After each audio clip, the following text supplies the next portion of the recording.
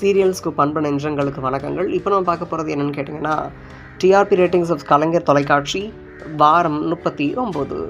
ஆக்சுவலாக இந்த வாரத்தில் நம்ம எல்லாத்துக்கும் தெரிஞ்ச கண்ணெதிரே தோன்றினாள் சீரியல் வாங்கியிருக்கக்கூடிய ரேட்டிங் பற்றி தான் பார்க்க போகிறோம்.